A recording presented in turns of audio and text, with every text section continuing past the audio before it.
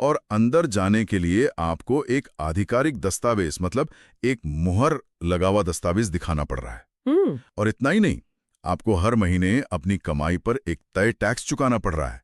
जमीन की नापजोक के हिसाब से प्रॉपर्टी टैक्स देना पड़ रहा है। और अगर घर में किसी बच्चे का जन्म हो या किसी की मृत्यु हो जाए तो नगर निगम में उसका पंजीकरण करवाना अनिवार्य है। बिल्कुल आज के समय जैसा लग रहा है ना? मतलब ये सब सुनकर ऐसा लगता है जैसे हम 21वीं सदी के किसी आधुनिक देश या किसी मॉडर्न इकोनॉमी की बात कर रहे हैं। लेकिन आज की इस गहन चर्चा में हम जिस प्रशासनिक ढांचे को डिकोड करने जा रहे हैं वो आज से लगभग 2300 साल पुराना है। हाँ, और सच कहूँ तो यही बात इस पूरे विषय को इतना रहस्यमय और आकर्षक भी बनाती है। हम हमेशा ही मानकर चलते हैं कि डेटा हो गया, सर्वेलेंस हो गया या एक व्यवस्थित ब्यूरोक्रेसी, मेरा मतलब है नौकरशाही, ये सब आधुनिक युग के आविष्कार हैं। लेकिन जब हम प्राचीन काल के दस्तावेजों को खंगालते हैं तो ये भ्रम एकदम टूट जाता है। बिल्कुल सही कहा। और इस भ्रम को तोड़ने के लिए आज हमारे पास जो बेहतरीन स्रोत है वो है डॉक्टर आशुतोष के विस्तृत ऑडियो नोट्स। इन नोट्स में मुख्य रूप से कौटिल्य के अर्थशास्त्र और जो यूनानी राजदूत थे मेगास्थनीज, हाँ, उनकी किताब इंडिका, बिल्कुल मेगास्थनीज के इंडिका का बहुत ही गहरा विश्लेषण किया गया है। तो आज हमारा मिशन सिर्फ ये जानना नहीं है कि मौर्य साम्राज्य में क्या क्या था, बल्कि ये समझना है कि बिना किसी कंप्यूटर के, बिना इंटरनेट के ये विशाल मशीनरी आखिर काम कैसे करती थी। इसके लिए हमें सबसे पहले शुरुआत करनी होगी उस चीज से जिसे डॉक्टर आशुतोष ने अपने ऑडियो नोट्स में प्रशासन का मूल आधार बताया है, कौटिल्य का सप्तांग सिद्धांत। जी हाँ, सप्तांग सिद्धांत। कौटिल्य ने राज्य को सिर्फ जमीन का कोई टुकड़ा नहीं माना, उन्होंने इसकी तुलना एक इंसान के शरीर से की। अच्छा। उनके अनुसार जो राजा है वो इस शरीर का सिर है, अमात्य या मंत्री राज्य की आंखें हैं, जनपद यानी जो क्षेत्र और जनसंख्या है वो राज्य के पैर हैं, दुर्ग या जो किलेबंद शहर होते थे वो इसकी बाहें हैं, कोष यानी खजाना इसका मुख है, सेना राज्य का मस्तिष्क है और मित्र इसके कान है। वाह! अगर मैं इस सिद्धांत को आज की किसी मल्टीनेशनल कॉर्पोरेट कंपनी से जोड़कर देखूं तो ये काफी हद तक मेल खाता है। कैसे? देखिए, जैसे राजा कंपनी का सीईओ है जो सारे बड़े फैसले लेता है, अमात्य या मंत्री कंपनी के एचआर या रणनीतिकार हो गए, वे दूरदर्शी आंखें जो बाजार पर नजर रखती हैं, जनपद वो पूरी टीम या कर्मचारी हैं जो कंपनी के पैर हैं, उसका आधार है। हाँ, ये एनालॉजी काफी सटीक है। और खजाना कंपनी का कैश फ्लो है जो मुंह की तरह पूरे शरीर को पोषण देता है। बिल्कुल, ये कॉर्पोरेट एनालॉजी इस पूरे ढांचे को समझने के लिए एक बहुत ही बेहतरीन नजरिया है।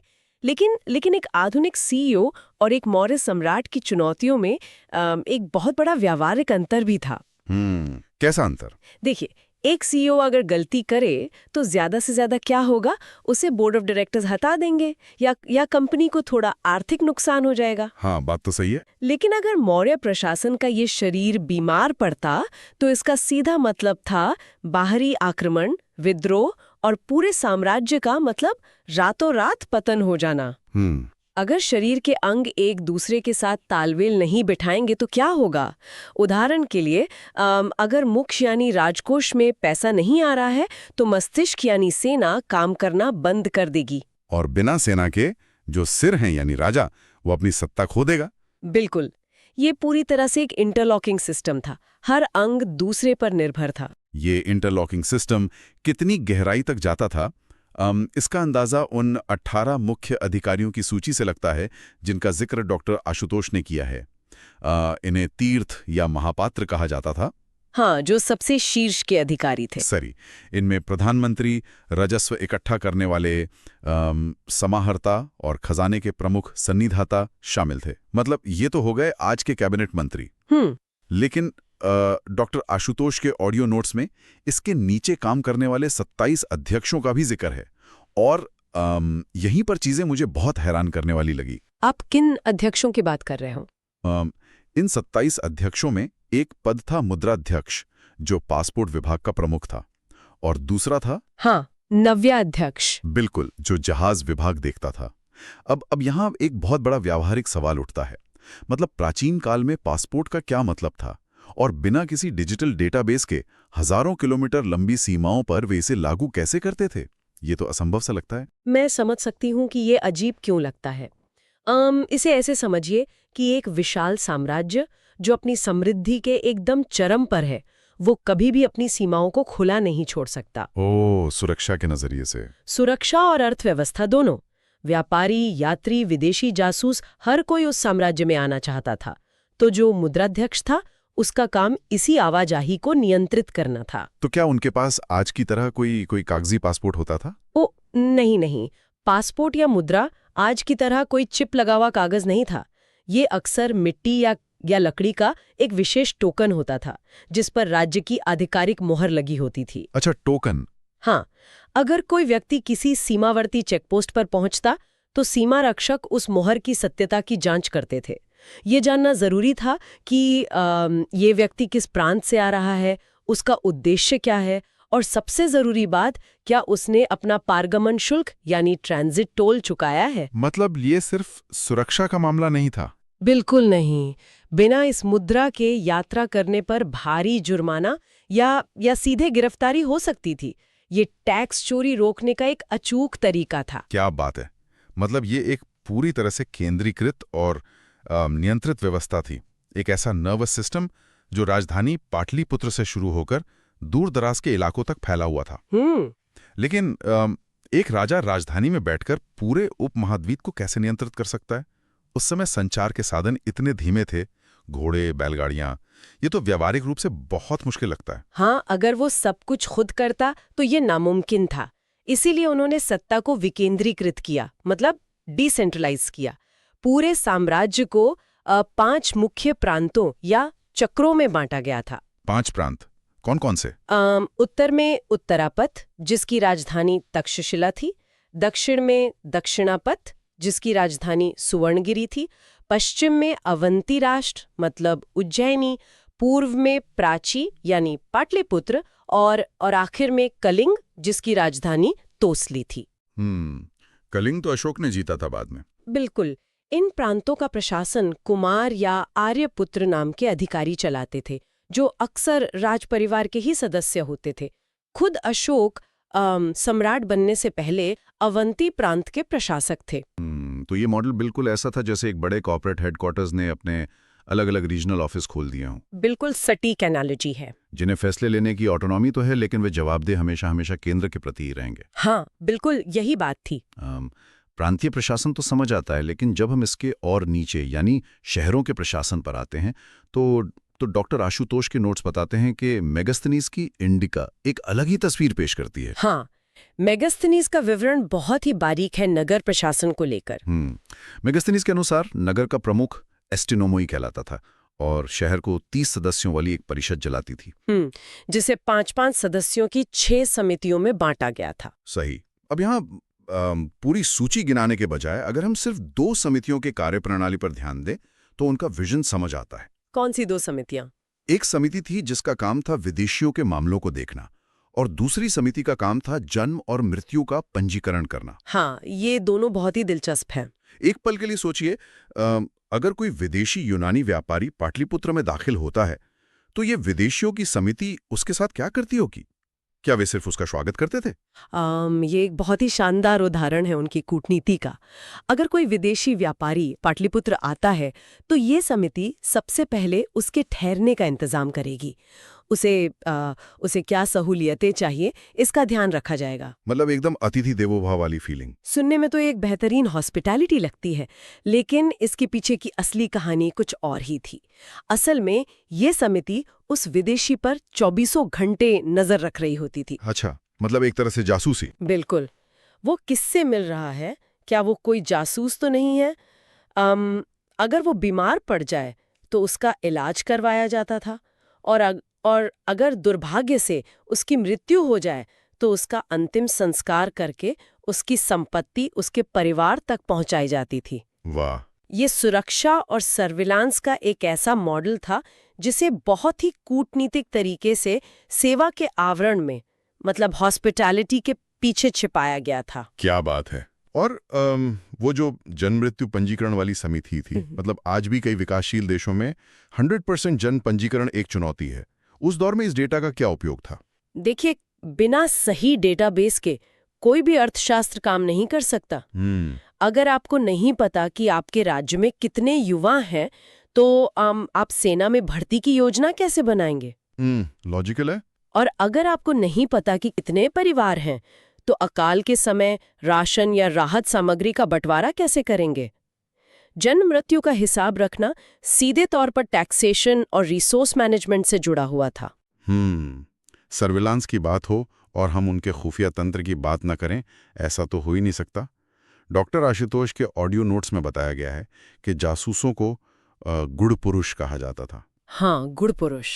और उनके प्रमुख को महामात्य सर्प कहा जाता था। नाम से ही कितना खौफनाक लगता है। बिल्कुल।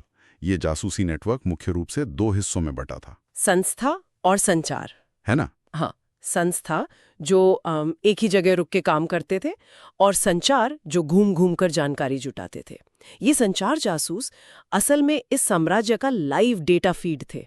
लेकिन मुझे एक चीज समझ नहीं आती। अगर कोई संचार जासूस तक्षशिला में बैठा है जो उत्तर पश्चिम में है, और उसे कोई बड़ी साजिश का पता चलता है, तो वो पाटलिपुत्र में जो पूर्व में राजा तक ये जानकारी कैसे पहुंचाएगा? क्या उनके पास कोई विशेष रिले सिस्टम था? ये सुनने में एक लॉजिस्टिकल दुष्स्वप्न, मतलब एक नाइटमेयर जैसा लगता है, लेकिन उन्होंने इसे बहुत ही वैज्ञानिक तरीके से सुलझाया था। कैसे? जासूस कभी भी देख सीधी कड़ी में काम नहीं करते थे। वे भिक्षुओं, छात्रों, व्यापारियों या मदारियों के भेष में यात्रा करते थे। अगर तक्षशिला में किसी जासूस को कोई जानकारी मिलती है, तो वो उसे अपने से ऊपर के हैंडलर को देगा। सूचनाओं को तेजी से राजधानी तक पहुंचाने के लिए संदेशवाहकों और तेज घोड़ों की एक पूरी रिले चेन होती थी। अच्छा, तो जानकारी एक से दूसरे तक पास होती थी। हाँ, लेकिन सबसे दिलचस्प बात यह थी कि एक जासूस दूसरे जासूस को नहीं जानता था। एक ही जानकारी को क्रॉस वेरीफाई करने के लिए कई अलग अलग स्रोतों का इस्तेमाल किया जाता था, ताकि कोई भी जासूस झूठी जानकारी देकर राजा को गुमराह ना कर सके। बिल्कुल। वे सिर्फ बाहरी दुश्मनों पर नजर नहीं रखते थे, बल्कि अपने ही मंत्रियों और बड़े अधिकारियों का भी लगातार ऑडिट करते रहते थे। अब यहाँ एक बहुत बड़ा गणित का सवाल उठता है मेरे दिमाग में। 5 प्रांतों का प्रशासन, 30 सदस्यों वाली नगर समितियां, 6 लाख पैदल सैनिकों की विशाल सेना और जासूसों का यह असीमित जाल। इस पूरी मशीनरी को मुफ्त में तो नहीं चलाया जा सकता। इस विशाल तंत्र को ऊर्जा देने के लिए राजकोष में इतना पैसा कहां से आ रहा था? जाहिर है, इस पूरे शरीर को पोषण देने के लिए सबसे ज्यादा दबाव पैरों पर था, यानी जनपद। हाँ, जनपद की कृषि और व्यापार पर ही था। अर्थव्यवस्था मुख्य रूप से भू राजस्व, मतलब जो लैंड रेवेन्यू था, उस पर टिकी थी, और जमीन को अलग अलग श्रेणियों में बांटा गया था। सीता और भाग। सही कहा। सीता वो भूमि थी जो सीधे सरकार के नियंत्रण में थी, जहां दासों या मजदूरों से खेती करवाई जाती थी। भाग वो जमीन थी जो निजी किसानों की थी। और डॉक्टर आशुतोष के नोट्स में एक और जमीन का जिक्र है, अदेव मात्रिक। ये बहुत खास थी। हाँ, ये वो प्रीमियम जमीन थी जहां खेती पूरी तरह से बारिश पर निर्भर नहीं थी, क्योंकि वहां सिंचाई की अच्छी व्यवस्था थी। बिल्कुल। लेकिन जब टैक्स वसूलने की बारी आती है, हाँ, उसी पर मैं आ रहा था। जब टैक्स की बात आती है, तो स्रोतों में एक अजीब सा विरोधाभास, एक कॉन्ट्रडिक्शन दिखता है। कैसा कॉन्ट्रडिक्शन? देखिए, कौटिल्य अपने अर्थशास्त्र में कहते हैं कि कर उत्पादन का 16 है, मतलब छठा हिस्सा होना चाहिए। वहीं विदेशी यात्री मेगास्थनीज कहता है कि राजा उपज का 14 हिस्सा, यानी चौथाई हिस्सा कर के रूप में लेता था। तो इन दोनों विद्वानों के आंकड़ों में इतना बड़ा अंतर क्यों है? क्या कोई एक झूठ बोल रहा है? इतिहास में विरोधाभास अक्सर झूठ नहीं होते, बल्कि नजरिए का फर्क होते हैं। मतलब? देखिए, कौटिल्य का अर्थशास्त्र एक कानूनी या सैद्धांतिक ग्रंथ है। वो बता रहे हैं कि एक आदर्श स्थिति में टैक्स 1/6 होना चाहिए। अच्छा, तो वो थ्योरी है। हाँ। दूसरी ओर मेगास्थनीज राजधानी पाटलिपुत्र में रहता था। वो जमीनी हकीकत देख रहा था। राजधानी के आसपास की जमीन बहुत उपजाऊ थी और वहां राज्य द्वारा सिंचाई की बेहतरीन सुविधाएं दी जाती थी। तो क्या वो सिंचाई का टैक्स भी जोड़ रहा था? बिल्कुल। मुमकिन है कि उस विशिष्ट क्षेत्र में राजा सिंचाई कर यानी जो वाटर टैक्स था उसे मिलाकर कुल उपज का 14वां हिस्सा वसूल रहा हो। मेगास्थनीज ने जो राजधानी में देखा उसने उसी को पूरे साम्राज्य का नियम मान लिया। वाह, ये बहुत ही तार्किक व्याख्या है।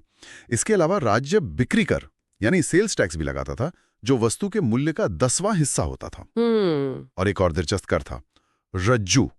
डॉक्टर आशुतोष के नोट्स बताते हैं कि रज्जू का अर्थ होता है रस्सी, यानी जमीन को रस्सी से नापकर उस पर लगने वाला कर, एक तरह का लैंड सर्वे टैक्स। हाँ, अगर आप ध्यान दें तो बिक्री कर एकदम आज के जीएसटी जैसा है और रज्जू कर आज के प्रॉपर्टी टैक्स की तरह। बिल्कुल। और जब इस सब से पैसा इकट्ठा होता था तो विनिमय के लिए मतलब एक्सचेंज के लिए चांदी के पंचमार्क सिक्के इस्तेमाल होते थे, जिन्हें पण कहा जाता था। हाँ, अर्थव्यवस्था पूरी तरह से मुद्रीकृत यानी मोनेटाइज थी। लेकिन एक सवाल जो बार बार मेरे दिमाग में आता है वो है माल की ढुलाई को लेकर। अगर किसी व्यापारी को भारी सामान ले जाना है तो वो कैसे जाएगा?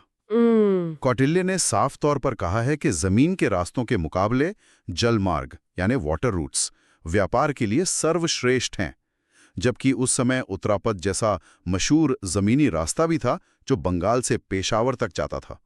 कौटिल्य का जल मार्गों पर इतना जोर क्यों था? इसके पीछे विशुद्ध अर्थशास्त्र और लॉजिस्टिक्स का दिमाग काम कर रहा था। आप खुद सोचिए, जमीनी रास्तों पर सफर करना कितना धीमा था। बैलगाड़ियां एक दिन में कितना ही सफर तय कर लेंगी। हाँ, और थकान भी होती होगी जानवरों को। बिल्कुल। साथ ही जंगलों से गुजरते समय लुटेरों का खतरा हमेशा बना रहता था। हर सीमा पर टोल टैक्स चुकाना पड़ता था, सो अलग। इसके विपरीत नदियां एक प्राकृतिक हाईवे की तरह काम करती थीं। एक बड़ी नाव में दर्जनों बैलगाड़ियों के बराबर माल आ सकता था। पानी का बहाव मुफ्त की ऊर्जा देता था, जिससे परिवहन की लागत और समय दोनों बचते थे। अच्छा, इसीलिए भड़ौच और ताम्रलिप्ति जैसे बंदरगाह उस समय अंतर्राष्ट्रीय व्यापार के इतने बड़े केंद्र बन पाए थे। एकदम सही। तो अब हमारे पास एक ऐसी तस्वीर है जहां खजाने चांदी के सिक्कों से भरे हैं, नदियां व्यापारिक जहाजों से अटी पड़ी हैं और मंडियों में अनाज के ढेर लगे हैं। समृद्धि ही समृद्धि। लेकिन इतिहास गवाह है कि एक अमीर साम्राज्य जिसके पास मजबूत बाड़ ना हो, मजबूत सुरक्षा ना हो, वो पड़ोसियों के लिए महज एक खुली दावत होता है। इस अथाह संपत्ति की रक्षा कैसे की जाती थी?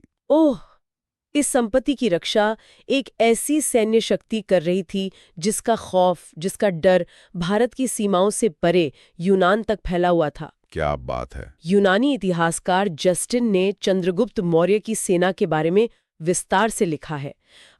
जस्टिन के अनुसार इस सेना में 6 लाख पैदल सैनिक, 50,000 घुड़सवार और 9,000 हाथी थे। 6 लाख पैदल सैनिक? बाप रे। हाँ, जस्टिन ने इसे लुटेरों की सेना कहकर संबोधित किया, जिसने पूरे पश्चिमोत्तर भारत पर अधिकार कर लिया था। ये आंकड़ा तो आज के मानकों से भी बहुत विशाल है। लेकिन अगर हम इसमें लॉजिस्टिक्स का चश्मा लगाएं तो ये एक और बड़ा सवाल खड़ा करता है। वो क्या? 6 लाख इंसानों और हजारों हाथियों, घोड़ों को हर दिन खाना खिलाना, उनके हथियार अपडेट करना, उनकी ट्रेनिंग, ये सब युद्ध के मैदान में कैसे मैनेज होता था? ये कोई छोटी बात नहीं थी। और यहीं पर मुझे डॉक्टर आशुतोष के नोट्स में एक पैटर्न दिखाई दिया। मैगजीनीज बताता है कि जिस तरह शहर को चलाने के लिए 6 समितियां थीं, जिसके बारे में हमने अभी बात की, बिल्कुल उसी तरह इस विशाल सेना के रखरखाव के लिए भी 6 समितियां बनाई गई थीं। हाँ, सेना की 6 समितियां। जल सेना, रसद और यातायात मतलब लॉजिस्टिक्स, पैदल सेना, अश्वारोही, गज सेना और रथ सेना, इन सब के प्रबंधन के लिए अलग अलग समितियां काम कर रही थीं। नगर प्रशासन में भी 6 समितियां और सेना में भी 6 समितियां। मतलब ये कोई संयोग तो नहीं हो सकता? ओह, बिल्कुल नहीं।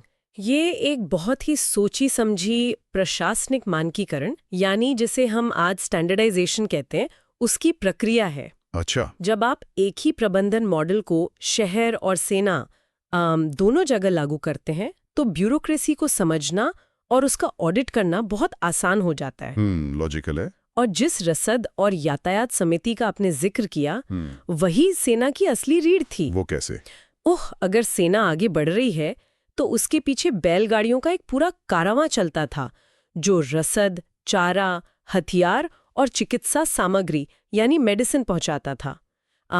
सेना का प्रमुख सेनापति होता था, लेकिन युद्ध क्षेत्र में जो प्रत्यक्ष रूप से नेतृत्व करता था उसे नायक कहा जाता था। कमाल है।